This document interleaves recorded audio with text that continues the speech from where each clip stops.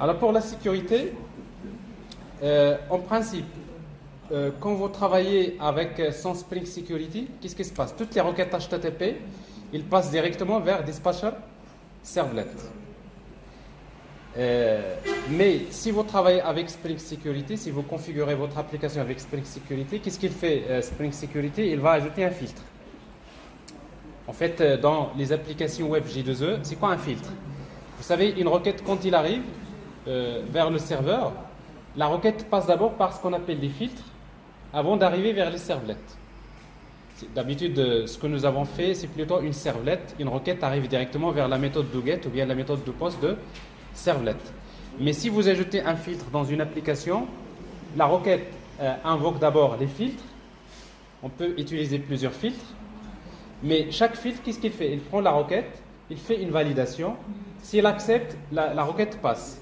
S'il n'accepte pas, la requête va être rejetée. Alors justement, Spring Security, c'est ce qu'il fait. Et il va intercepter toutes les requêtes. Qu'est-ce qu'il fait? Pour chaque requête, il vérifie si l'utilisateur est déjà authentifié. Alors s'il n'est pas authentifié, comment il vérifie? Il consulte la session. Alors s'il n'est pas authentifié, qu'est-ce qu'il fait? Il va lui afficher un formulaire d'authentification pour lui demander de saisir le username et le mot de passe. Alors vous allez voir qu'en fait Spring Security dispose déjà d'un formulaire d'authentification. Si vous voulez l'utiliser, vous pouvez le garder. Mais si vous voulez créer votre propre formulaire, vous le créez. L'utilisateur va saisir son username et son mot de passe. Il envoie les données, c'est qui va les récupérer? C'est Spring Security. Qu'est-ce qu'il va faire Spring Security? Il doit être configuré, il va vers la base de données par exemple. Si les utilisateurs sont stockés dans la base de données, il va vers la base de données pour d'abord chercher si l'utilisateur existe. Si l'utilisateur existe, il va comparer le mot de passe saisi par l'utilisateur avec le mot de passe qui existe dans la base de données. Alors si c'est OK, qu'est-ce qu'il fait? Il va encore vers la base de données pour chercher les rôles de cet utilisateur. Parce qu'en fait, un utilisateur peut avoir plusieurs rôles. Il peut être admin, il peut être user, il peut être... donc en fonction de son rôle. Donc il va chercher les rôles. Alors si le rôle de l'utilisateur authentifié a le droit de faire cette action, s'il a le droit, il laisse passer. S'il n'a pas le droit, il va le rejeter. Donc pratiquement l'essentiel de la partie sécurisée de l'application web, c'est lui qui va le faire. Et en plus de cela, Spring Security, s'il vous plaît, vous pouvez fermer la fenêtre.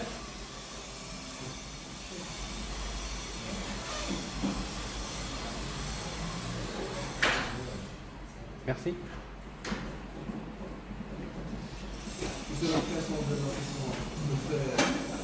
Il gère, c'est lui qui gère la session, c'est tout ça dans la partie sécurité, donc il le gère.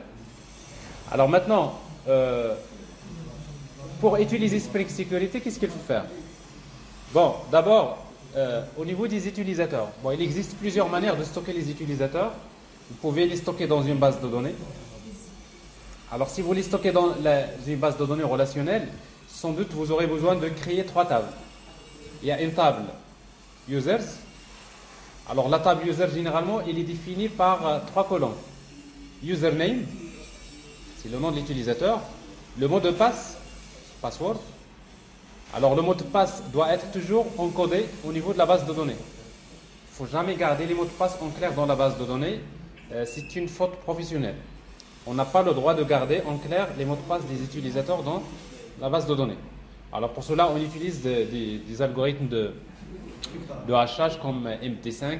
D'ailleurs, on va l'utiliser tout à l'heure, mais on va voir que MD5 il est déprécié,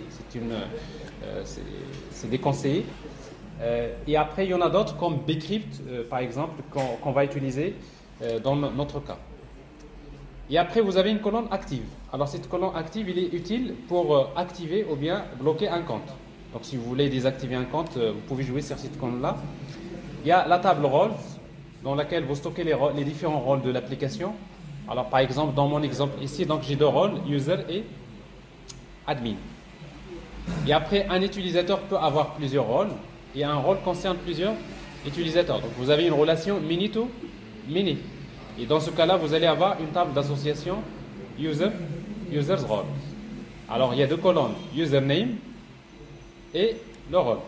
Par exemple, ici, donc j'ai l'utilisateur admin, il a le rôle admin. L'utilisateur admin a le rôle user. C'est-à-dire ici, donc, un admin, il peut jouer le rôle de admin, mais également il peut jouer le rôle de user. Et ici, user peut jouer le rôle de user, etc. Donc c'est comme ça qu'on gère d'une manière très simple les droits d'accès à une application. C'est bon? Alors, principe, dans les diagrammes use case que vous créez au départ, c'est comme ça que vous, dans les use cases, que vous pouvez savoir quels sont les différents rôles. Parce que chaque acteur, c'est un rôle. Chaque acteur de l'application, il va jouer un rôle. Alors, pour cela, pour travailler Spring Security, d'abord, la première des choses que vous allez faire, c'est ajouter la dépendance. C'est ce que je vais faire. C'est Spring Security. Et vous allez voir ce qui va se passer. On va juste ajouter cette dépendance-là. Spring Security. Vous voyez donc c'est org Spring Boot Starter Security. Enregistré.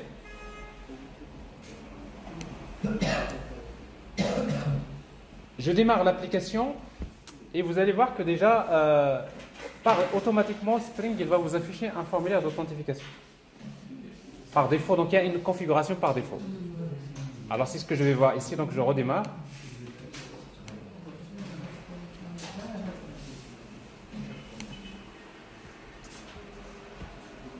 Alors en fait, quand vous voyez ici sur POM XML, c'est en rouge.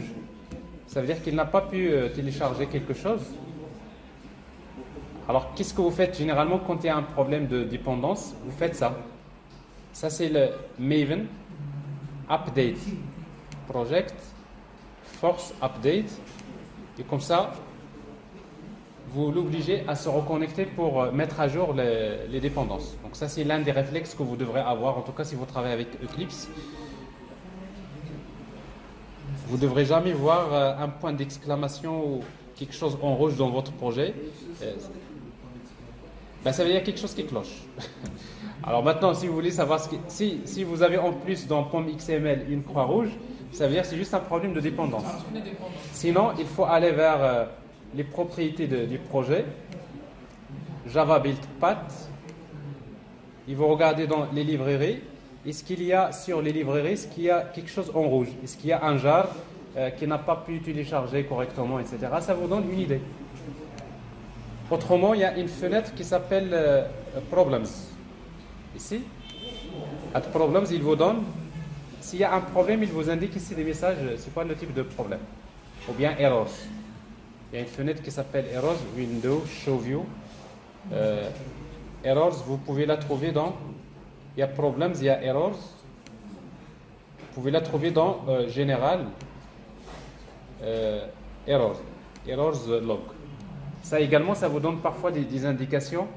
S'il y a un problème que vous avez du mal à comprendre, vous pouvez voir cette fenêtre-là. Bref, je viens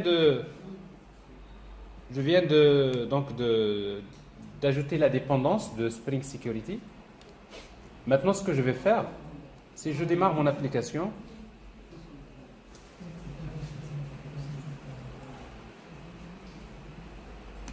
Une fois l'application est démarrée, regardez ce qui va se passer.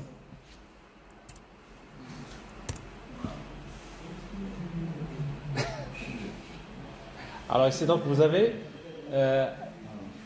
Spring Security Filter qui est installé. Il est installé, forcément, pour lui, par défaut. La config par défaut, c'est que toutes les requêtes nécessitent une authentification. Alors ici, donc, là, je suis bloqué parce que je n'ai pas de... Vous voyez, donc, je n'ai pas d'utilisateur, des rôles, je n'ai pas fait ça. Donc, si vous voulez que ça marche, il faut configurer il faut personnaliser la configuration de Spring Security. Alors, pour personnaliser la configuration de Spring Security, il y a deux manières de faire. Soit vous utilisez un fichier XML dans lequel vous pouvez ajouter, comme par exemple, telle ressource, telle URL nécessite une authentification avec tel rôle. Telle URL nécessite une authentification avec tel rôle. Ça, on peut le faire dans un fichier XML. Ou bien, on peut créer une classe de configuration. Alors, c'est ce que je vais faire ici. Alors, pour créer une classe de configuration, donc je vais créer une classe security config que je vais mettre dans org.sid.security.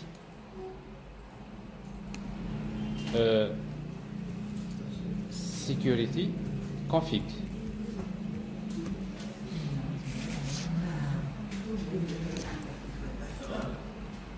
Security config. Alors, pour personnaliser la configuration Spring Security, vous créez une classe qui hérite d'une classe qui s'appelle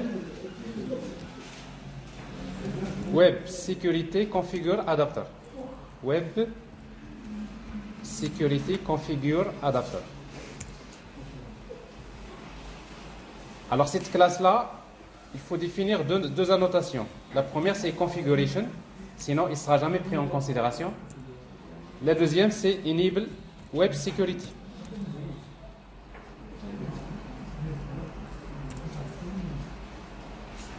Alors, si vous faites maintenant ça, vous démarrez, vous allez voir que l'authentification disparaît.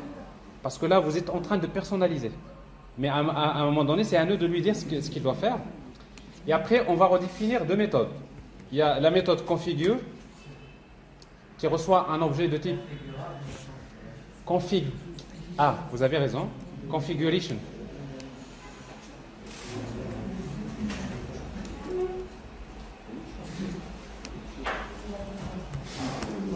Configuration, tout à fait. C'est différent.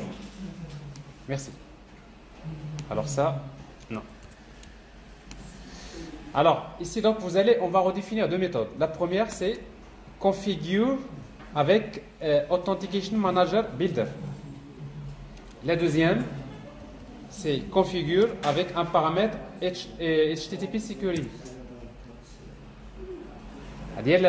Alors, je vais vous montrer maintenant à quoi sert chaque méthode. La première. Alors, la première méthode, c'est pour spécifier où sont les utilisateurs.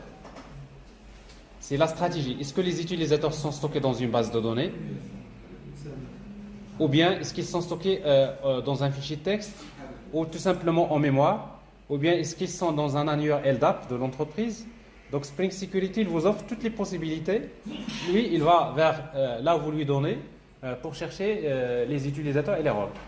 Alors pour faire plus simple, dans un premier temps, on va utiliser Authentication, c'est-à-dire cet objet-là, Authentication, .InMemory Authentication. Alors, en fait, in-memory authentication, ça veut dire, je lui dis, je connais les utilisateurs qui ont le droit d'accéder à l'application. Et dans ce cas-là, vous utilisez with user. Par exemple, j'ai un utilisateur que j'appelle admin avec password 1, 2, 3, 4 qui a les rôles, deux rôles. Il a le rôle admin et le rôle user. Donc, in-memory authentication, c'est spécifié d'une manière statique les utilisateurs qui ont le droit d'accès à l'application. Alors, ça, c'est la première solution. Je vais ajouter un deuxième. J'ai un autre utilisateur user avec le mot de passe 1, 2, 3, 4. Il n'a pas le rôle admin, mais il n'a que le rôle user. Alors là, ça peut être une solution de bricolage en attendant de mettre en place quelque chose dans la base de données. Mais on va la tester. On va voir est-ce que ça va passer. Alors si vous faites ça, vous allez voir que dans un premier temps, bon, ça ne va pas marcher également.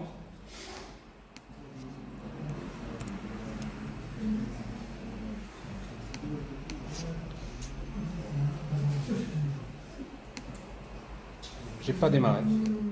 Parce que je l'ai arrêté tout à l'heure. Alors donc, in-memory authentication, ça veut dire que les utilisateurs sont stockés en mémoire. Hein? Pas dans la base de données. Juste, ils sont là dans le... Alors, là, les utilisateurs et les rôles, je suppose qu'ils sont statiques. Ici. Dans la deuxième étape, je vais vous montrer comment les gérer au niveau de la base de données. Alors si je tente d'accéder, alors ici donc il y a l'authentification admin. Alors si vous mettez 1, 2, 3, 4, il va vous dire que je ne vous connais pas. Alors, qu'est-ce qui se passe? Alors, ce qui se passe, c'est que par défaut, Spring Security utilise bcrypt. Il n'utilise pas MD5. Et il utilise bcrypt password encoder. Ça veut dire quoi? Ça veut dire que le mot de passe que vous allez saisir là, il est encodé. C'est-à-dire, mais s'il est encodé, il est en clair. Mais Spring Security, il prend le mot de passe, il va l'encoder avec bcrypt, et après il le compare avec le mot de passe. Or, il trouve que le mot de passe, il est en clair, ça ne marchera jamais. Donc il faut que je lui dise, il y a deux choses. Soit je lui dis que ce mot de passe-là, il ne faut pas l'encoder, je laisse en clair, ou bien je vais l'encoder lui-même. Alors comment? Je vais vous montrer les deux. La première, si vous voulez lui dire que le mot de passe, le mot de passe là, il ne faut pas l'encoder en bcrypt, il suffit d'ajouter ici, utiliser, avant le mot de passe, vous ajoutez entre accolades quelque chose comme nope. Nope, ça veut dire no password encoder. C'est-à-dire pour ce mot de passe, je lui dis, bon, ça c'est un mot de passe, mais je le garde en clair. Donc automatiquement, lui, quand il va comparer le mot de passe, il ne va pas utiliser bcrypt, il va le laisser en clair. Alors je fais la même chose ici. Mais le fait d'utiliser no password encoder, c'est pas bien. Pourquoi? Parce que vous avez des mots de passe qui sont dans la RAM, mais qui sont en clair. Mais ça peut être, au niveau sécurité, c'est pas bien. Le mot de passe, il doit être toujours crypté. Alors si vous faites ça, en principe, ça devrait passer. Admin.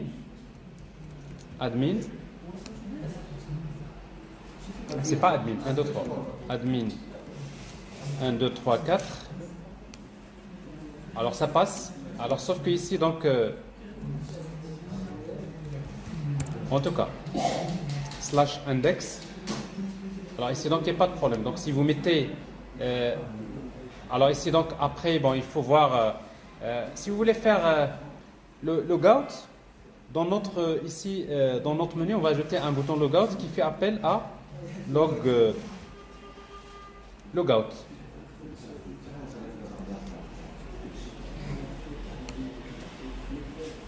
Donc c'est déjà prévu dans Spring Security. Donc il suffit de faire un lien vers logout, il vous fait donc là. Vous voyez donc si j'utilise ici /index, ça marche pas. Si je fais admin 1, 2, 3, 4, ça passe. Ok? Alors maintenant. J'ai fait en principe ici donc nos passwords encoder, mais si vous voulez utiliser bcrypt, voilà ce qu'on va faire.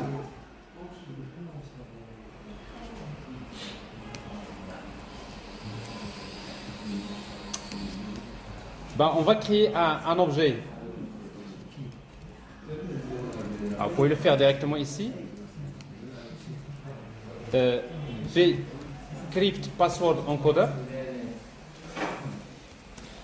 Bcrypt password encoder égale new bcrypt password encoder. Vous pouvez utiliser MD5 password encoder, mais il est déprécié. Il y a ici donc au lieu d'utiliser quoi? Alors bcrypt password encoder. Vous utilisez c'est bcrypt password encoder.encode.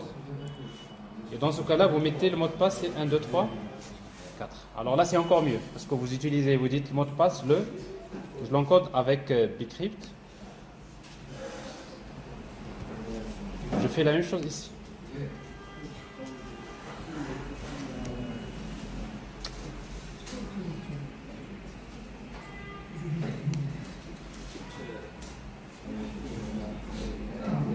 C'est bon?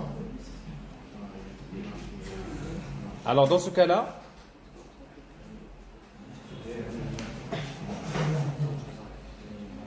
à nouveau donc je vais regarder logout.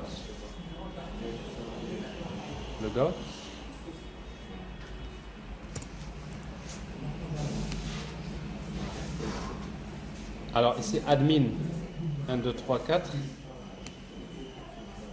Admin 1, 2, 3, 4.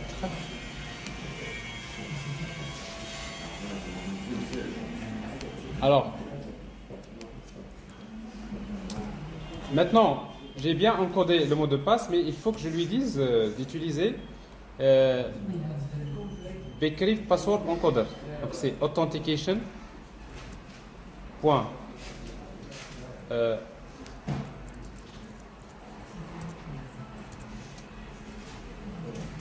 Donc ici point role.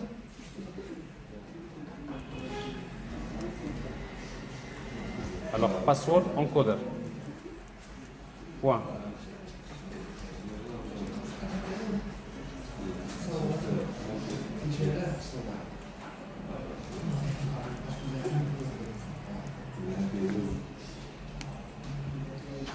Alors Bcrypt password encoder.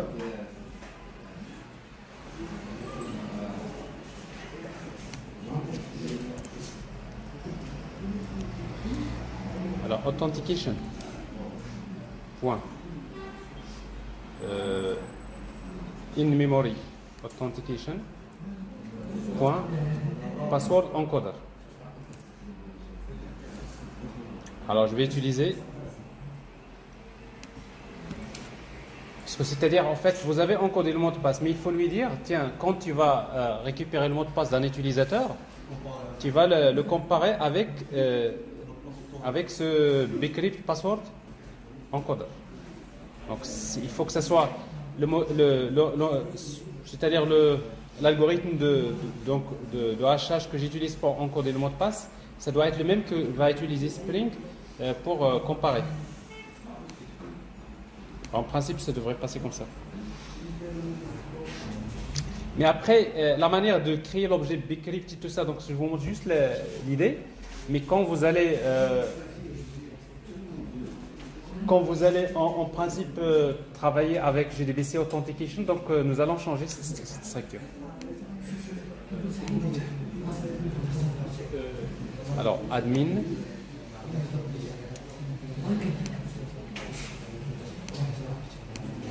Alors ici,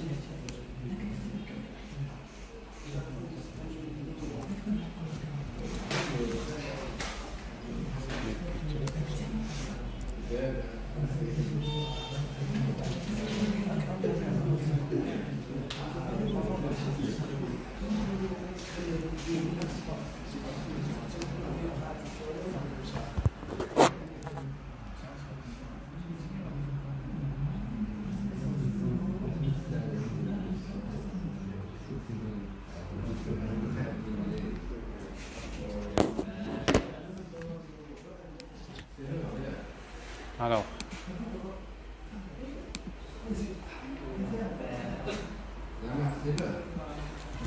user.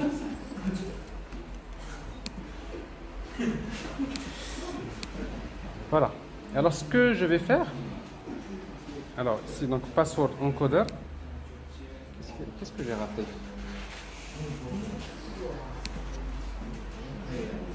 Bon. Alors, pour ne pas créer beaucoup d'objets password encoder, donc je vais créer une méthode.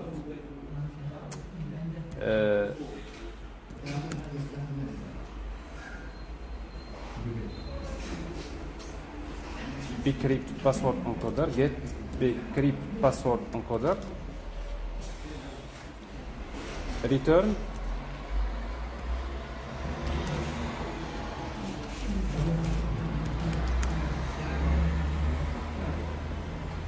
password encoder.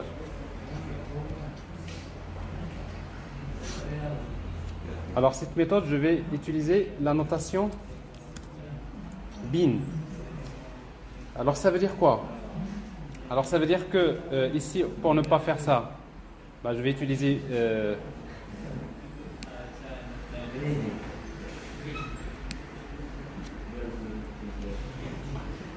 c'est get Bcrypt password encoder.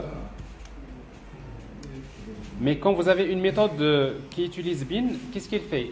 Cet objet password encoder, une fois qu'il est créé, il le place dans le contexte de Spring.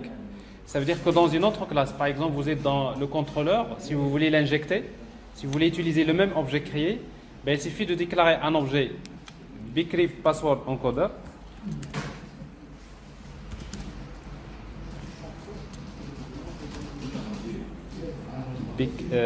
password encoder.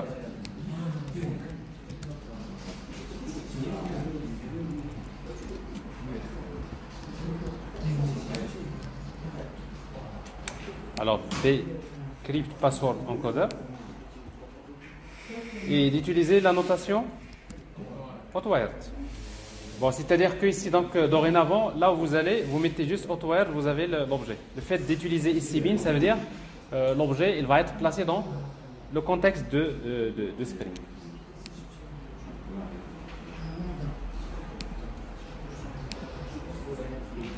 Alors, vous voyez ici, donc, ici, /index.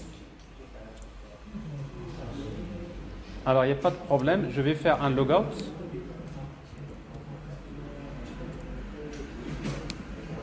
Voilà. Alors, je vais m'authentifier avec admin 1, 2, 3, 4. Ça marche. Alors, je répète. Donc, logout.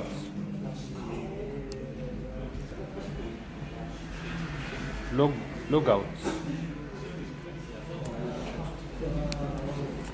J'appelle /index. Ça marche pas. Je fais admin 1, 2, 3, 4. Et je suis là. C'est pas index. Il y a un L ici. Je reprends.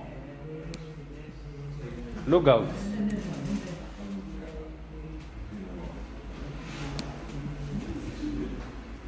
Logout. La session est fermée. Ensuite, je veux accéder /index. Ça marche pas. Je m'authentifie et je suis là. Alors c'est donc je suis toujours dans in-memory authentication. D'accord? Je suis toujours dans in-memory authentication. Mais cette fois-ci, j'utilise bcrypt, password encoder. Alors maintenant, ce qui reste, c'est ça. Et après, je vais utiliser le cas de la base de données. C'est la dernière, donc il me reste presque un quart d'heure. Alors, maintenant, dans la méthode configure. Maintenant, il faut dire, dans la méthode configure, si vous supprimez ce que je viens de faire là, super. Si vous le supprimez et vous tentez d'accéder à votre application, vous allez voir, il n'y a plus d'authentification. Parce que là, vous avez désactivé la configuration par défaut. Alors, si vous voulez appliquer le formulaire d'authentification, il faut utiliser ça. C'est http://formlogin. Alors, si vous dites http://formlogin, ça veut dire je lui dis j'ai besoin d'utiliser un formulaire d'authentification. Alors, si vous accédez maintenant comme ça, alors ici, il faut redémarrer. Alors, il se trouve que parfois dans Spring Security, la configuration, si vous changez dans la config, il faudrait redémarrer parce que c'est une classe de configuration. Et une classe de configuration n'est prise en considération qu'au démarrage, au premier démarrage. Parce qu'avec DevTools, il recharge pas de tout. /index. Alors, même avec formlogin, maintenant, il faut indiquer maintenant. Par défaut, il suppose que les ressources ne nécessitent pas une authentification. Alors, si vous voulez instaurer l'authentification pour toutes les ressources, vous faites quelque chose comme ça. http://authorize_requests.ini_request par exemple .authenticated. Alors, ça veut dire quoi ça? C'est une règle. C'est comme si vous dites à Spring Security, toutes les requêtes nécessitent une authentification. Toutes les requêtes nécessitent une authentification. Après, je vais changer.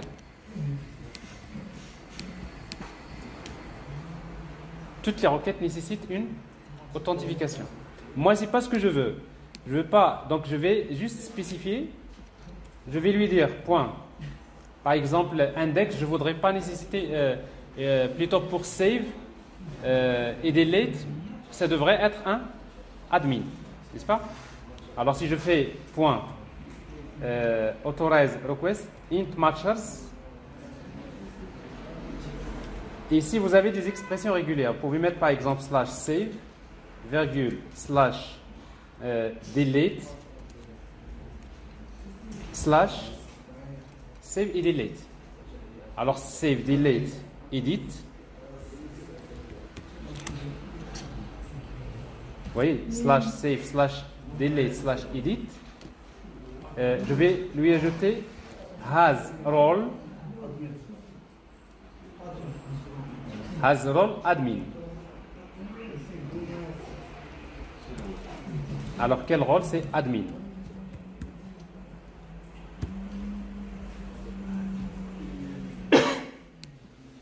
Regardez ce qui se passe. Et après, par exemple, dans ce cas-là, si vous le laissez comme ça, vous faites index, pas de problème, on prend. Alors, c'est pas comme ça. Alors, index. Donc, il n'y a pas de problème. J'accède, je peux rechercher, pas de problème. Mais dès que je vais faire, par exemple, l'ajout, regardez ce qui se passe. Alors ici, donc, il m'affiche le formulaire parce que ça, c'est pas la même forme, je devrais l'ajouter. Mais quand je vais tenter d'ajouter,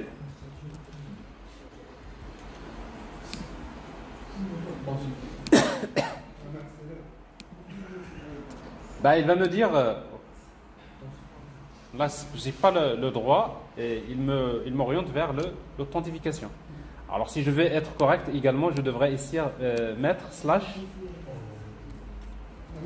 form produit. Mais tout ça, c'est pas bien, parce que quand vous mettez slash, imaginez le nombre d'URL que vous allez avoir dans l'application, c'est énorme. Alors, qu'est-ce qu'on va faire?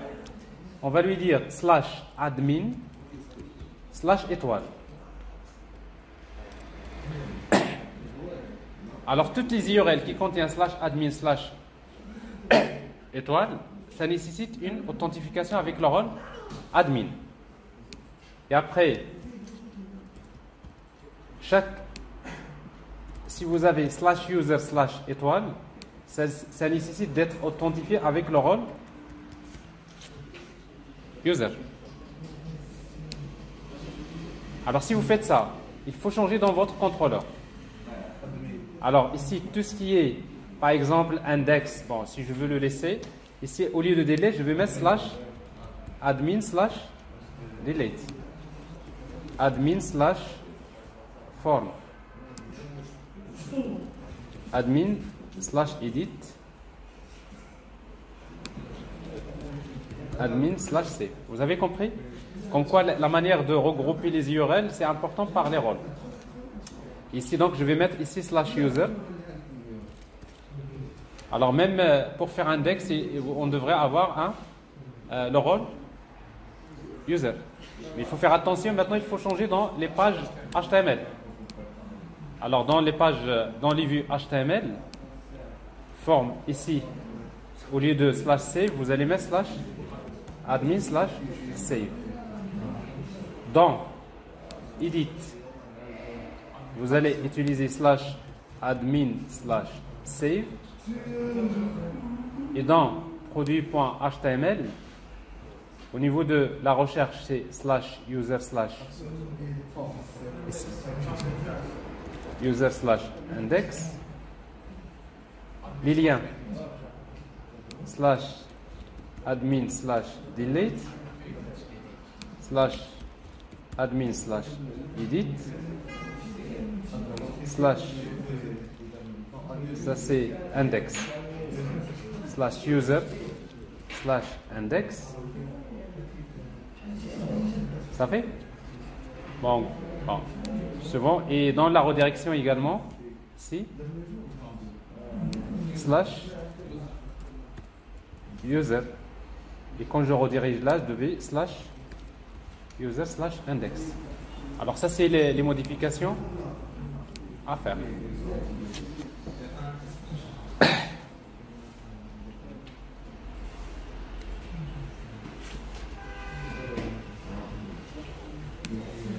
Voilà, alors ici donc je vais tenter d'accéder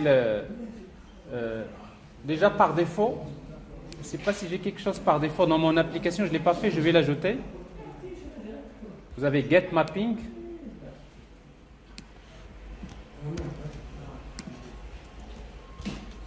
Alors get mapping, vous mettez slash tout court. Alors slash, ça veut dire quoi? C'est-à-dire je mets rien. Alors si je fais un slash, je verrai default.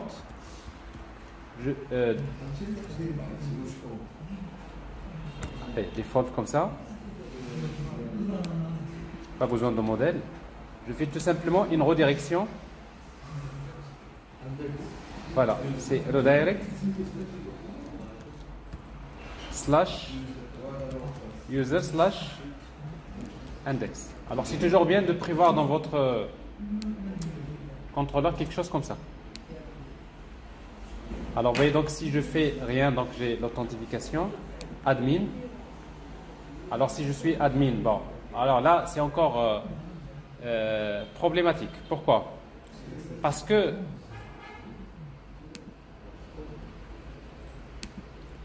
le chemin par rapport au CSS, il faut que ça va changer dans la page template.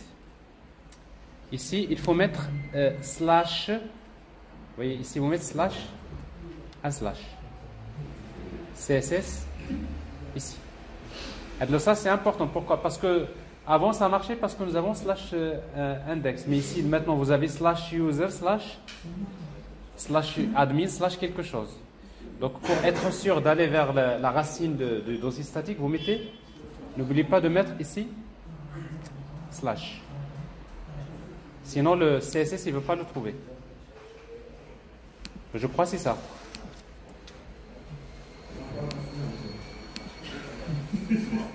Donc, c'est des petits détails.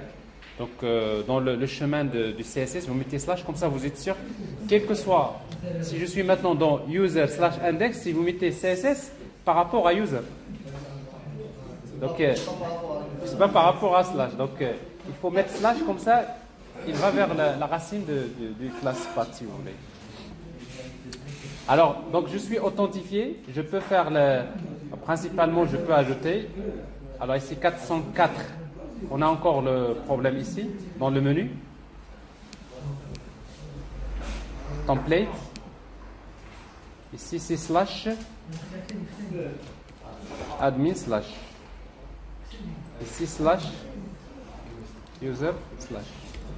Alors comme quoi c'est des choses auxquelles vous devrez procéder le démarrage pour avoir une structure, pour faciliter, regrouper toujours les URL, pour faciliter la sécurité si vous voulez.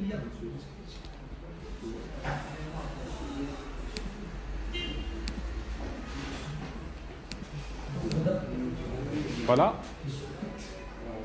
Alors ici, a priori, donc il n'y a pas de problème.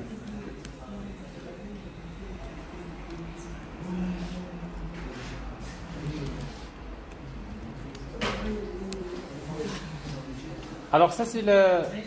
Bon, oui, allez-y.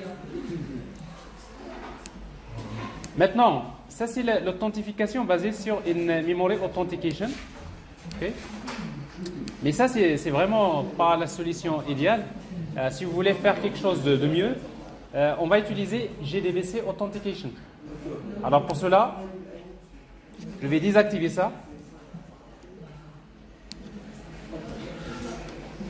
Ça, c'est une memory authentication. Alors, pour utiliser JDBC Authentication, voilà ce que je vais faire. Je vais, pour le moment, dans ma base de données,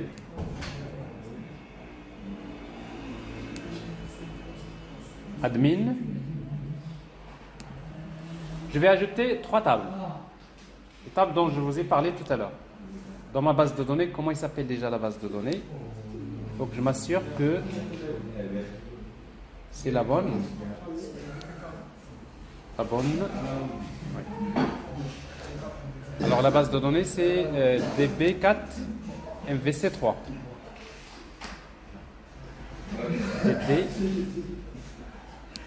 DB4 MVC3. Alors ici donc pour le moment je vais le faire manuellement, donc je vais ajouter donc des tables. Alors créer des tables. Donc users avec combien de champs? 3 champs. Alors, le premier, c'est username. Vous utilisez varchar, par exemple 25. C'est la clé primaire. Il n'y a pas d'auto-increment. Donc, c'est la clé primaire. Password. Varchar. Alors, attention, mettez le maximum. Parce que vous allez utiliser un mot de passe haché. Donc, le mot de passe haché, ça prend beaucoup d'espace. Et après, vous avez le active. Alors, vous pouvez utiliser un booléen. Un booléen ou tout simplement un tiny int. 1 ou 0. Alors, ça, c'est pour la table users.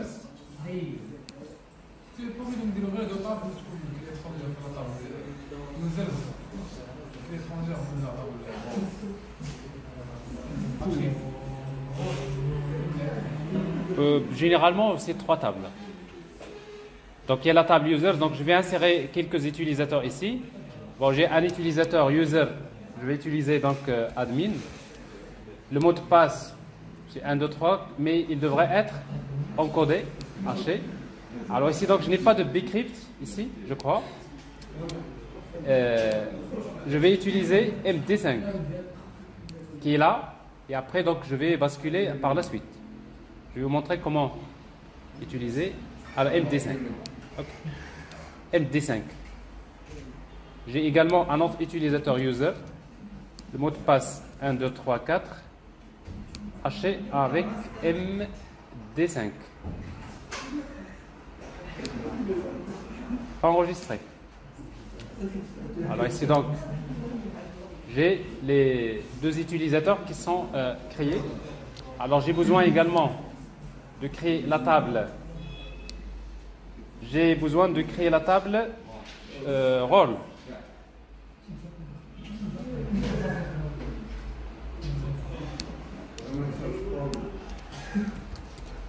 C'est pas ici.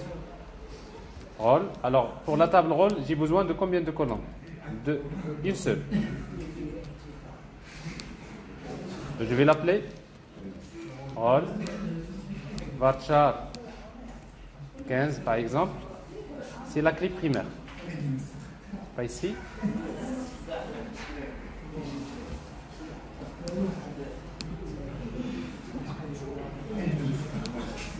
Ok. Alors, je vais ajouter donc les rôles.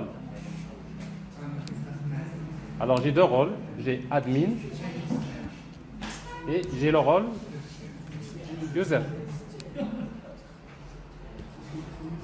Alors, j'ai les rôles qui sont insérés et après, j'ai besoin d'une troisième table. Users roles. Avec 2 colonnes. C'est la table d'association. Alors ici donc username. Donc varchar. Alors j'ai utilisé combien tout à l'heure? 25.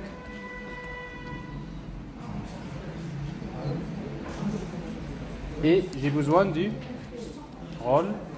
J'ai utilisé varchar 15. Alors c'est quoi la clé primaire? C'est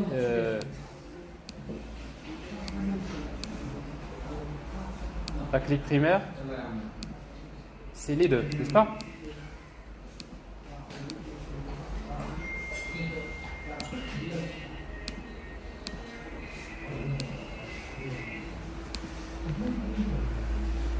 Bon, ça c'est les 2 qui représentent la clé primaire, n'est-ce pas? Ça c'est une simple. Alors ici donc je vais insérer des données ici. Donc j'ai user, il a le rôle user. J'ai l'utilisateur admin à le rôle admin. Et j'ai également l'utilisateur admin à le rôle admin. It's time. Voilà.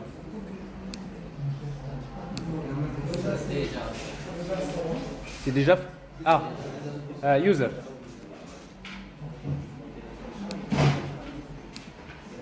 Voilà. Ici, donc, j'ai les données.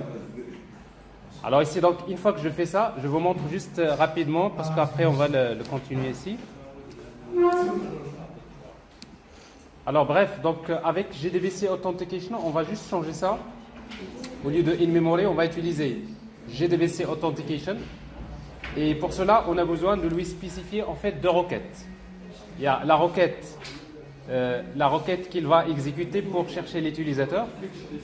Alors dans notre cas, c'est quoi? Pour qu'il puisse chercher l'utilisateur, il va exécuter select username, password, active from la table users, where username égale point d'interrogation. Donc c'est-à-dire pour lui, on va saisir username, il va exécuter cette requête, il va chercher l'utilisateur. Et après, pour chercher les rôles de l'utilisateur, on va utiliser donc select username from username role from quelle table? Users role where username égale point d'interrogation. Donc avec cette requête, il va récupérer encore les rôles de l'utilisateur. Et après, je vais lui dire d'utiliser quel password encoder, c'est MD5 password encoder. Parce qu'en fait, j'ai encodé avec MD5. Alors si vous faites ça, vous allez voir cette fois-ci que Spring Security va vers la base de données. Okay. Alors ce que vous voyez là, donc c'est un exemple de configuration de Spring Security donc, que je viens de vous montrer. Alors, vous voyez déjà, donc, vous avez deux méthodes configure. Il y a une méthode configure avec Authentication Manager Builder et vous avez une méthode configure avec HTTP Security. Alors ici, donc, je vais utiliser in-memory Authentication. Et vous savez que quand vous utilisez, s'il vous plaît. Alors ici, donc, quand vous utilisez in-memory Authentication, vous pouvez utiliser with user admin, password. Mais remarquez le mot de passe ici. Regardez le mot de passe. Alors pour ne pas le laisser en clair, je vais l'encoder. Je vais l'encoder en utilisant quelle technique? Bcrypt. Je vais utiliser Bcrypt password encoder. Donc avec Bcrypt password encoder, j'utilise Bcrypt password encoder.encode. Donc ce mot de passe il est encodé. Donc j'indique voilà l'utilisateur admin, l'utilisateur user, et sans oublier de dire à Spring Security authentication.in-memory authentication, c'est password encoder. Alors le password encoder que je vais utiliser ici, c'est quoi? C'est Bcrypt password encoder. Alors ça veut dire que quand il prend le mot de passe, il va le crypter avec password encoder. Et après, il va le comparer. Bon, ça, c'est, si vous voulez, l'authentification de base. Alors maintenant, si on veut utiliser JDBC Authentication, alors je vais mettre ça en commentaire. Alors pour utiliser JDBC Authentication, qu'est-ce que je dois faire? C'est authentication.jdbc Authentication. Data source. Alors, quel est le data source? Donc, je vais utiliser la même base de données de l'application. Alors, pour cela, j'ai juste besoin de déclarer un objet de type data source.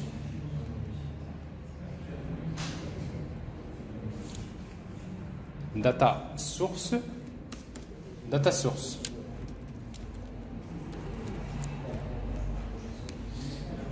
Et vous utilisez AutoWired.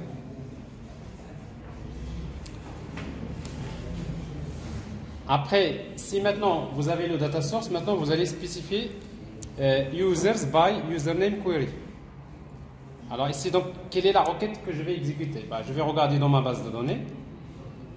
Ici. Alors dans ma base de données, donc, je vais créer les trois tables dont je vous ai parlé tout à l'heure. Il y a users.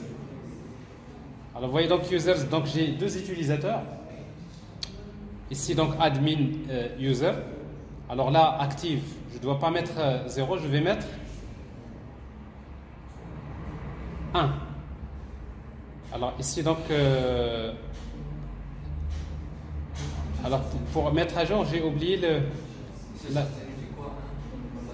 1, c'est juste pour dire que l'utilisateur il est activé. 0, ça veut dire il est désactivé. Si vous voulez activer ou bien désactiver un compte, vous faites ça. Okay. Alors ici, donc, ici, utilisateur, donc c'est la clé primaire. Alors c'est pour, ici, donc, la clé primaire. Voilà. Alors comme ça, si j'ai l'utilisateur, je peux éditer. Bon, cet utilisateur, donc je vais mettre, donc ça c'est 1. Alors le mot de passe que j'ai ici, c'est un mot de passe qui est encodé avec MD5. Parce que si vous cherchez dans PHP vous n'allez pas trouver decrypt.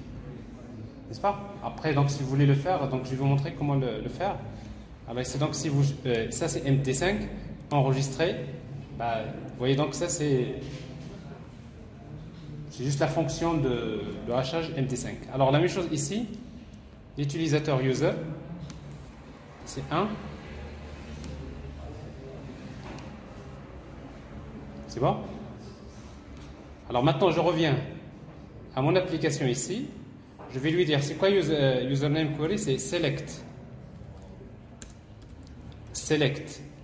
la colonne username as principal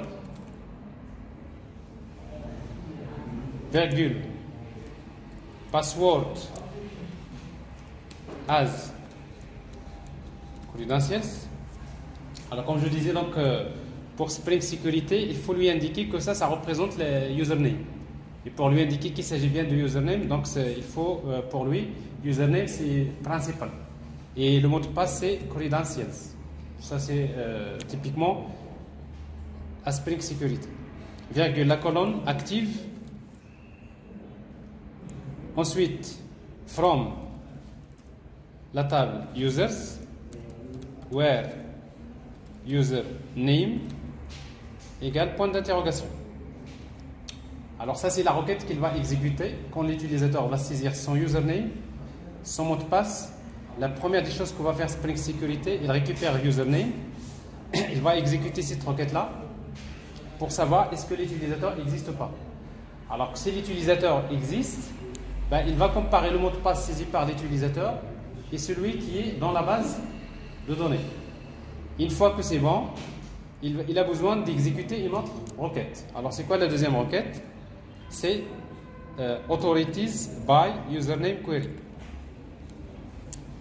Alors ici donc je vais utiliser c'est select username as principal virgule role as role. Bon là il n'y a pas de problème parce qu'on a le même nom.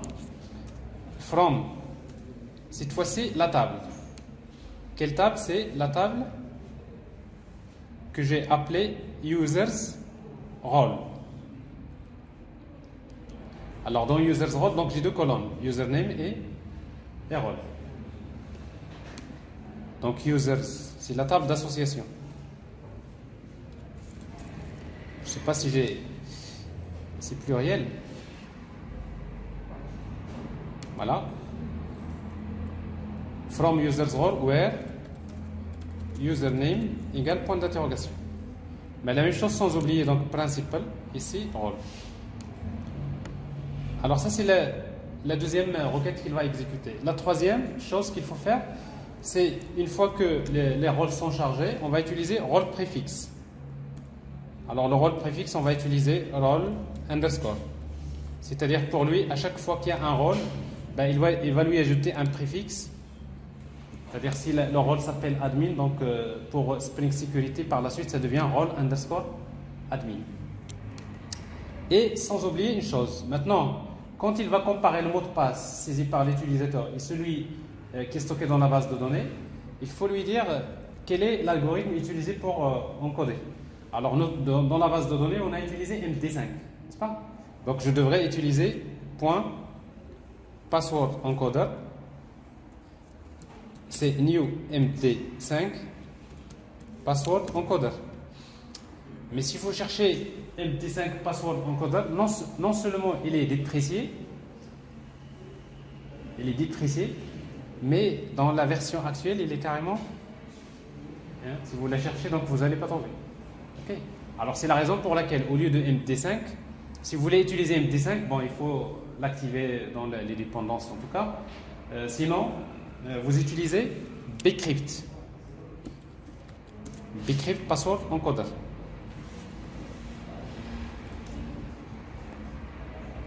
Ok. Alors pour ne pas à chaque fois utiliser new Bcrypt password encoder, ici, voilà, c'est Bcrypt password encoder.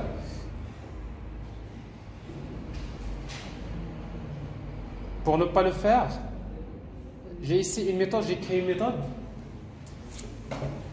qui s'appelle get Bcrypt password encoder. Ben, qu'est-ce qu'il permet de faire? Il permet de retourner new Bcrypt password encoder. Mais cette méthode-là, je vais utiliser la notation bin. Bin, ça veut dire quoi? Ça veut dire qu'une fois que cet objet-là il est créé, il va être placé dans le contexte de l'application. Spring, il devient un objet de Spring. Et comme il devient un objet de Spring, à chaque fois que vous avez besoin d'utiliser Bcrypt password encoder dans les autres classes, ben, il suffit de déclarer Bcrypt password encoder et vous utilisez AutoWired. Donc à chaque fois que vous utilisez AutoWired, donc vous avez l'objet Bcrypt password encoder. Ça, si vous voulez ne pas à chaque fois créer l'objet new, parce que ça crée beaucoup d'objets comme ça, alors que Bcrypt password encoder, on a besoin de le créer une seule fois dans l'application. Alors dans ce cas-là, vous pouvez faire ici, au lieu de mettre new, vous appelez la méthode get Bcrypt password encoder. Mais bien sûr, il va vous retourner un objet password encoder. Alors ça, c'est la config. Maintenant, on a la config, donc il devient, il utilise JDBC Authentication. Alors on va juste faire une vérification. Je vais redémarrer l'application. Alors en fait, c'est le même exemple qu'on a fait la dernière fois. Après, je vous donnerai, en fait, c'est la suite de la vidéo dans laquelle vous allez trouver comment ajouter la page template, comment faire la saisie, l'édition, la suppression et les opérations, plus cette partie sécurité. Alors, sauf que vous allez remarquer que si vous tentez d'accéder à l'application, ça ne va pas marcher. Localhost, voici 80-87, 80, 87. Alors déjà j'ai changé, donc je vais mettre espace, rien, par défaut. Alors donc si vous mettez rien, donc là vous voyez, donc ça c'est le formulaire de Spring Sécurité. Alors si vous mettez admin 1, 2, 3, 4, ça ne va pas marcher. Pourquoi ça ne va pas marcher? Bon, déjà il y a un problème, c'est que la requête, il y a une erreur dans la grammaire de la requête SQL. C'est-à-dire la requête SQL que nous avons rédigée, il n'est pas bonne. Alors ça c'est juste, c'est une bonne remarque. Alors ici donc ça c'est un problème. C'est pour cela que je vous dis, là on a utilisé le formulaire par défaut de Spring Sécurité, mais juste après ce formulaire là on va le changer. Donc c'est-à-dire quand vous utilisez des trucs qui sont déjà faits, mais parfois quand il y a des exceptions, il faut vérifier ce que le message d'exception n'est pas affiché dans là, parce que ces messages comme ça, c'est des indications contre la sécurité. Oui. Alors ici, qu'est-ce qui manque? Alors qu'est-ce qui manque dans la requête? Donc select username as principal, password as credentials, active from users where username égale point. Non, on n'a pas besoin parce que c'est pas dans la requête que vous allez faire int password. Parce que lui il le fait automatiquement, il récupère user et après il compare le mot de passe. Alors, on va regarder un peu dans la console, c'est quoi le message qui est affiché. Il est là.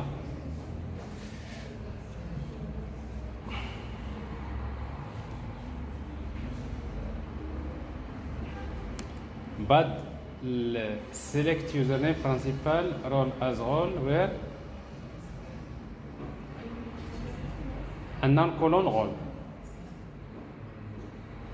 Alors en fait ça se passe dans la deuxième requête. Alors en fait je vais regarder dans ma base de données ici. Alors ici donc j'ai role. Ben, ici donc ici role. Il y a la colonne role, ici la roles. Non, c'est ici. Oui, donc voilà. Alors ici donc dans la table, on a utilisé roles avec S. Okay? Donc ça veut dire ici donc ça doit correspondre à la structure que nous avons dans la base de données. Donc ici, select, c'est roles as role.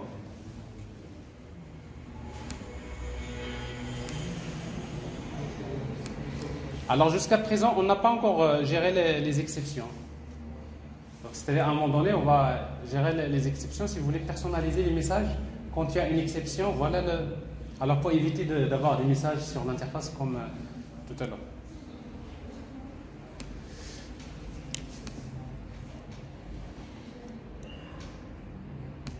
Alors donc on va faire quelque chose comme ça.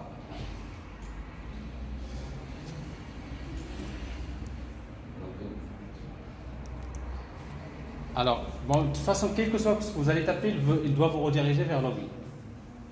Puisque pour lui, toutes les opérations faites, quand il y a une ressource qui nécessite une authentification. Alors, quand vous mettez donc admin 1, 2, 3, 4, alors il vous dit bad credentials. Alors, en fait, ça ne va pas marcher. Pourquoi? Parce que moi, le mot de passe que j'ai dans users,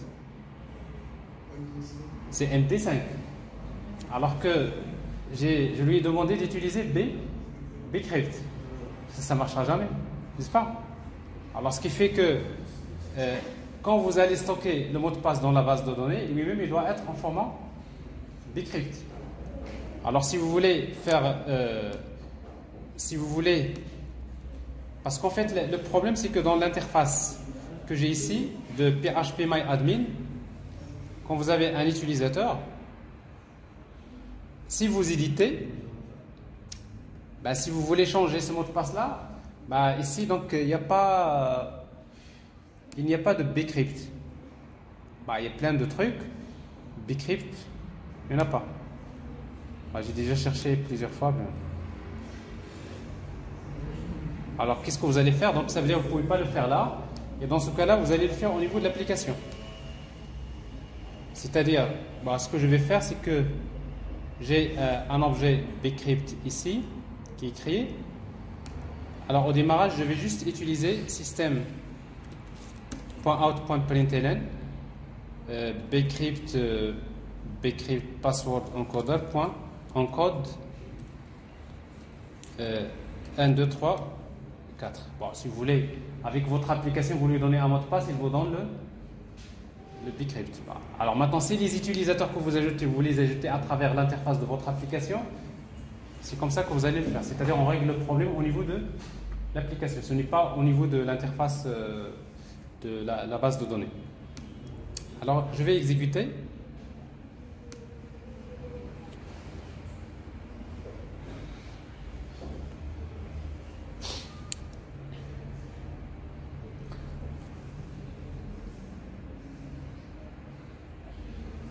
Alors maintenant, au démarrage, dans la configuration, il va m'afficher, à un moment donné, il va m'afficher donc c'est-à-dire le Bcrypt de mon mot de passe, il est là.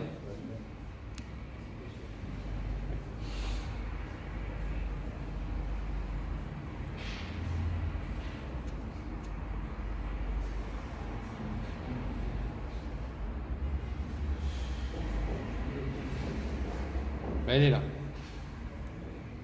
Donc si vous voulez, avec Bcrypt, le 1, 2, 3, 4, ça devient ça. Ben, c'est celui-là que vous devrez avoir. En principe, vous allez vous débrouiller d'avoir votre mot de passe comme ça ici. Ben, je fais la même chose pour l'autre utilisateur.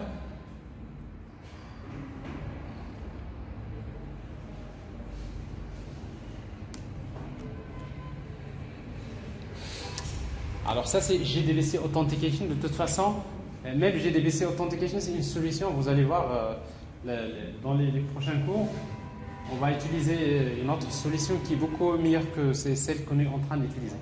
Mais ça, c'est une solution qui est assez simple, parfois qui peut être utilisée.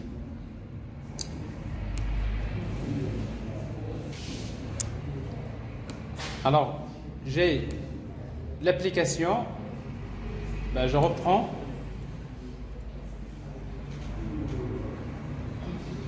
Alors, admin 1, 2, 3, 4. Alors, en principe, cette fois-ci, donc, il va s'authentifier. Donc, l'authentification se fait. Je suis admin. Ben, j'ai le droit de faire la recherche. J'ai le droit d'ajouter.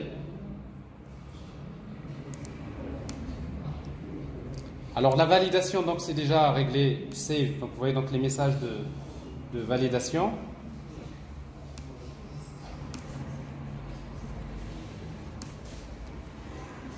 J'ajoute, donc l'ajout se fait. L'édition, save. La suppression, admin, je fais ça. Maintenant, je veux faire logout. Je veux fermer la session. Alors pour faire logout, normalement, avec Spring Security, vous devrez appeler un truc logout. /logout. Ouais. Donc Spring Security, vous dites, vous sûr de vouloir faire le logout. Alors ça, c'est la session, elle est fermée. Mais nous, dans notre interface, on devrait ajouter un lien logout qui permet de faire cette opération-là. Alors si je suis user, 1, 2, 3, 4. Ben, je suis authentifié en tant que user, mais en tant que user, si je vais par exemple pour éditer, ben, regardez, il me dit 403. Alors 403, c'est-à-dire vous n'êtes pas autorisé, forbidden. Je n'ai pas le droit. Je suis authentifié, mais je n'ai pas le droit de faire cette opération. Mais c'est pas bien de laisser des messages comme ça. C'est quoi la solution? Alors, pour pouvoir personnaliser les messages, c'est ce que je disais tout à l'heure. Il faut aller vers la config et vous ajoutez ici http://exceptionhandling.deny page access deny page handler. Et vous mettez par exemple /403. Alors si vous mettez /403, ça veut dire que dans votre contrôleur, dans le contrôleur, ben, on va ajouter dans le contrôleur, on va ajouter un truc comme ça, /403. Et /403, qu'est-ce qu'il fait? Il va retourner une page qui s'appelle 403.html.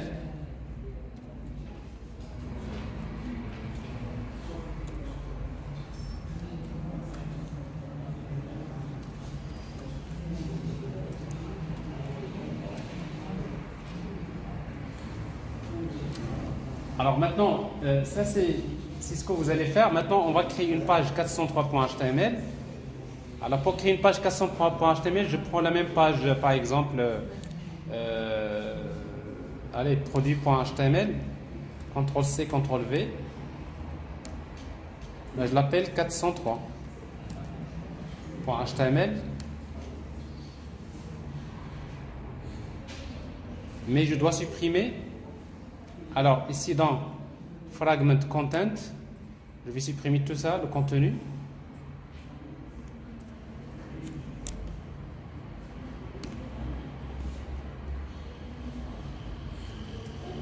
Je laisse ce fragment-là. Parce qu'en fait, je dois vous rappeler que la page utilise toujours une page template layout. Donc ici, donc, je vais mettre le style. Bon, je mets juste un message. Vous n'êtes pas autorisé. Oui. Celui qui paraît juste masquer la colonne d'édition. Masquer quelle colonne? D'édition. C'est-à-dire pour l'utilisateur. Oui. Au lieu de passer. Oui, mais généralement, ça vous aurez toujours besoin de faire. C'est-à-dire, vous, si jamais il y a problème de droit d'accès, on affiche des messages. Généralement, dans un site, vous aurez toujours besoin d'une page 404.html, 403.html pour lire, pour dire voilà le message personnalisé. Ne laissez pas des messages par défaut. 403, la dernière pour les droits d'utilisateur. Alors, 403, le code 403, c'est-à-dire forbidden, c'est-à-dire vous n'avez pas le droit d'accéder. C'est les droits d'accès. Vous n'avez pas le droit d'accès. Alors, vous n'êtes pas autorisé. Bon, c'est juste un message comme ça.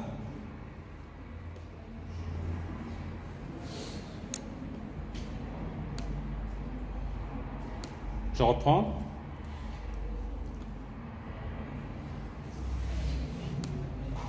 Je vais redémarrer. Alors généralement, quand vous faites un changement au niveau dans une classe de configuration, il vaudrait mieux redémarrer. Pourquoi? Parce que Spring Security, la classe de configuration, elle est traitée au démarrage. Alors ce qui fait que... Donc je vais redémarrer, comme ça. Alors je vais tenter d'accéder à / directement, ce qui va m'obliger de passer par l'authentification. J'attends qu'il redémarre. Voilà. Alors maintenant, je suis user.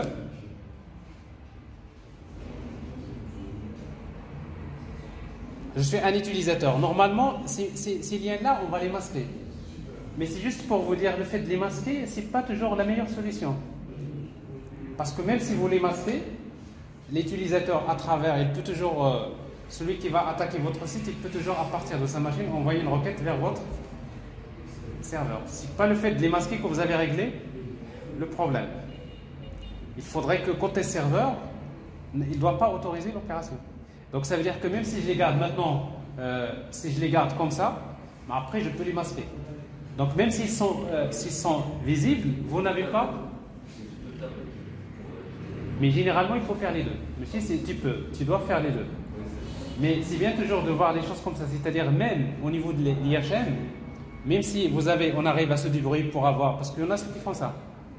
Et ils se limitent de masquer des liens d'autorisation. Mais les utilisateurs qui sont malins, qu'est-ce qu'ils font? Ben, ils regardent dans le code source et ils essaient directement de composer des requêtes manuellement. Donc si vous masquez, c'est pas toujours réglé. Mais regardez ici, je n'ai pas masqué, il veut supprimer. Et si vous sûr de vouloir supprimer, oui, vous n'êtes pas. Ça c'est mieux. C'est-à-dire maintenant, si je la masque, c'est encore mieux. Parce qu'en fait, il faut pas c'est pas que à la fin, il faudrait normalement pas l'afficher. Donc ça c'est quelque chose. Il faut faire les deux. Il faut d'abord, il faut pas donner l'autorisation d'accéder. Ça c'est ça. Après, tout ce qui est au niveau IHM, tout ce qui est les fonctionnalités dont l'utilisateur n'a pas le droit, il faut les masquer. C'est ce qu'on appelle la contextualisation. La contextualisation, ça veut dire quoi? Je n'affiche que les fonctionnalités dont l'utilisateur a le droit. C'est clair? Dans la contextualisation, ce n'est pas question de JavaScript. Tout dépend. Par exemple, ici dans notre vue, on peut le faire maintenant. Alors ça, c'est quelque chose qu'on peut faire. Même si avec TeamLeaf, vous vérifiez le rôle de l'utilisateur. Si le rôle n'est pas ça, je ne l'affiche pas. Alors ça, c'est des choses qu'on peut faire. Alors quoi d'autre? Je vais juste ajouter un lien ici pour s'authentifier ou bien pour se déconnecter. Alors dans ma page layout.html,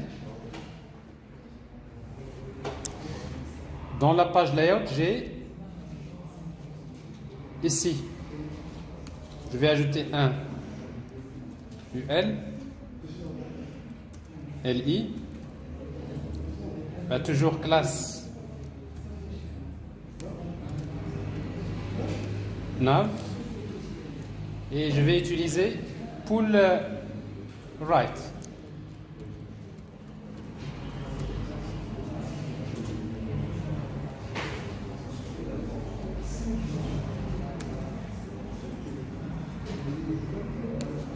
Et je vais utiliser un lien 1.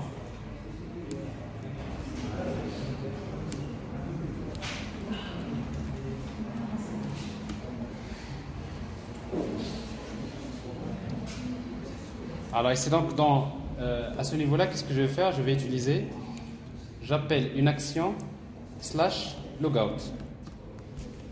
Alors ça c'est juste le lien qui permet de faire un logout. Sinon vous pouvez le faire sous forme d'un bouton. Classe égale btn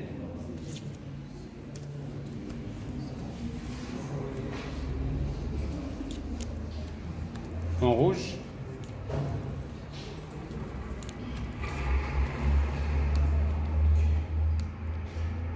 c'est pas très joli, donc vous avez ici un bouton logout.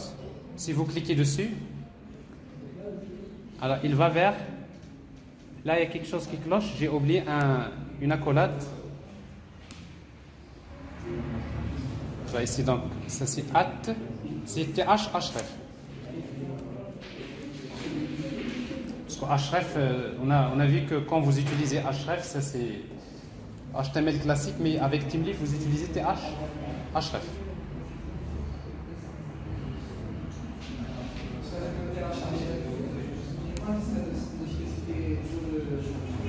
Oui. Alors ici donc je mets logout. Mais vous mettez à chaque fois dans th href, vous mettez et vous ouvrez l'accolade pour faire référence à un chemin TeamLeaf. Parfois on peut mettre des erreurs dans le fichier HTML. Oui. Mais pourtant le compilateur, on ne peut pas savoir. Vous avez un moyen de faire. Non, mais généralement c'est au moment de l'exécution que vous pouvez le savoir.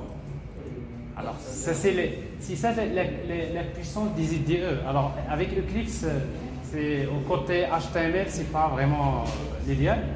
Mais si vous travaillez avec IntelliJ, c'est des IDE, c'est encore mieux. Parce que quand il y a quelque chose qui cloche, il vous indique déjà. IntelliJ. IntelliJ, c'est un autre IDE qui est là, qui est souvent utilisé dans la majorité des cas en cas de miss. Non, mais écoutez, mais c'est pas les DE qui. C'est juste pour vous dire, mais le problème, est-ce que c'est dans les DE? Non. Non, mais c'est avec un peu plus de pratique, mais quand vous utilisez un DE qui est mieux que celui-là, pour vous, c'est un plus. Mais c'est pas ça l'objectif. N'est-ce pas?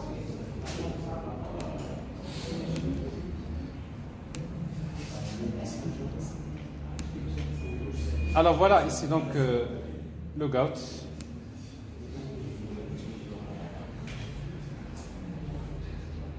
Alors ça c'est en quelque sorte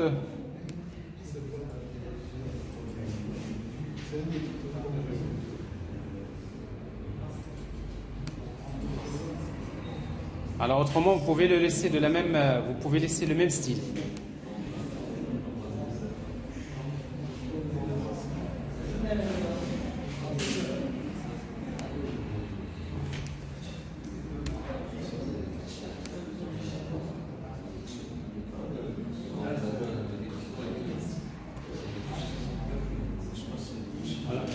C'est le même style que le menu. Alors, ça c'est le...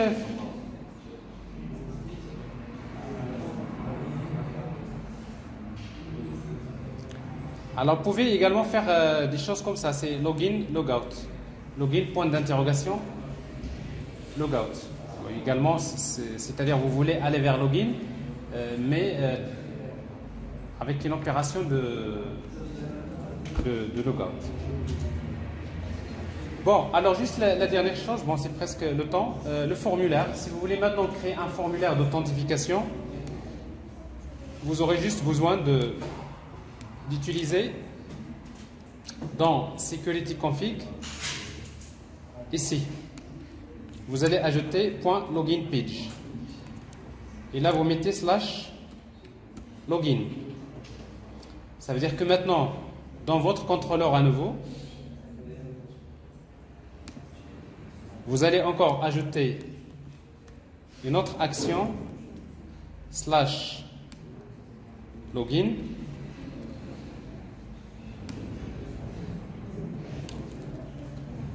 Et vous retournez une page qui s'appelle login. Alors maintenant, vous allez créer la page login.html. Et pour créer login.html, voilà ce que je vais faire. Donc je vais faire copier-coller. CTRL-C, CTRL-V. La page, je vais l'appeler login.html.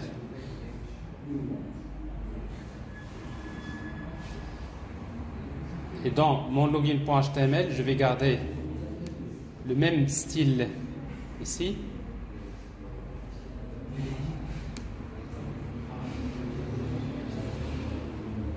Donc, liste des produits, panel primary, tout ça. Alors ça, je vais mettre authentification.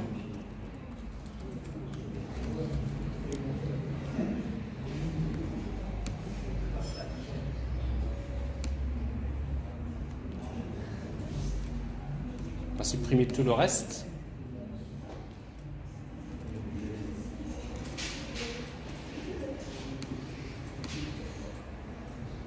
Jusqu'à slash table. Je supprime également ça. Bon, ça veut dire que j'ai juste, en quelque sorte, j'ai un panel dans lequel je vais mettre un formulaire.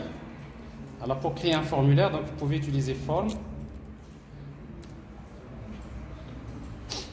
Alors pour pouvoir faire le formulaire, donc vous utilisez th2.action. th-action. Et vous utilisez login avec la méthode post. Et là, vous allez ajouter deux champs, username et password. Alors, je vais utiliser ici classe form group avec label. Alors, label, c'est username.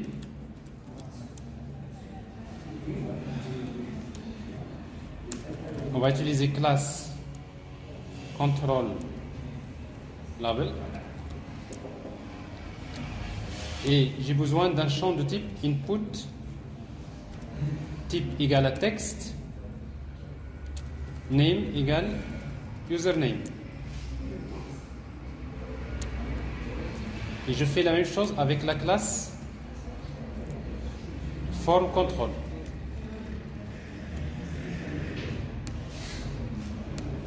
Et j'ai besoin d'un champ password.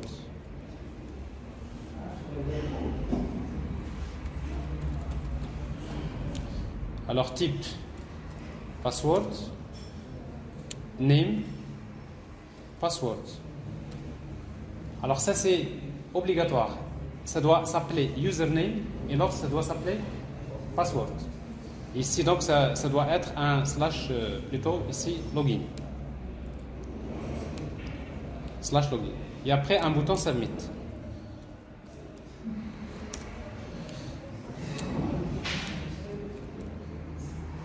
Et là vous utilisez classe btn success et vous utilisez type submit. Patientez.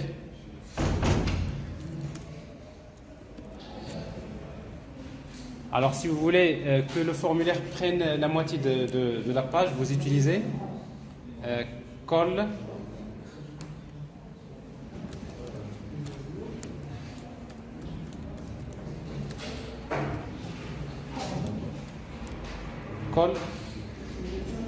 MD6.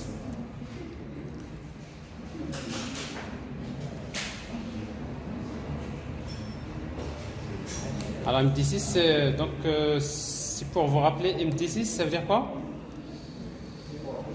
Parce qu'en fait, avec Bootstrap, il y a 12 colonnes. Donc 6, c'est-à-dire 6 colonnes. Alors si vous faites maintenant le test,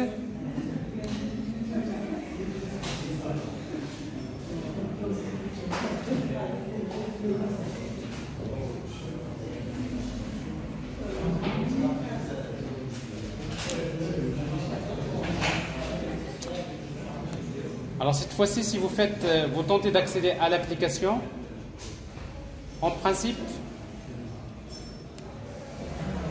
vous devrez avoir un formulaire d'authentification que vous avez défini.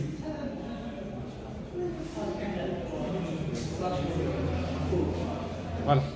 Vous voyez cette fois-ci donc le formulaire que vous avez là, ce n'est plus le formulaire de Spring Sécurité, c'est votre formulaire. Et là, vous allez saisir donc username, mot de passe. Et si tout se passe bien, vous êtes authentique. Donc vous venez de personnaliser logout. Alors là,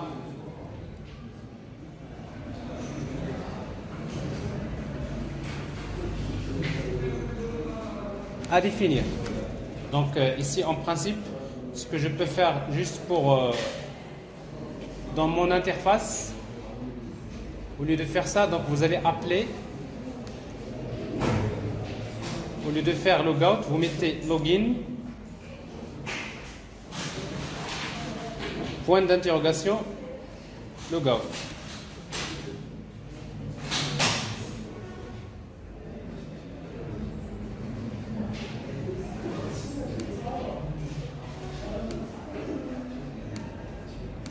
Il faut que la page soit rechargée. Alors, en principe, logout, ça devrait vous donner quelque chose comme ça.